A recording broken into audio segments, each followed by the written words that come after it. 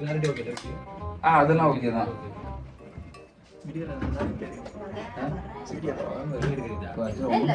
அந்த கலர் அப்படி இருக்கு.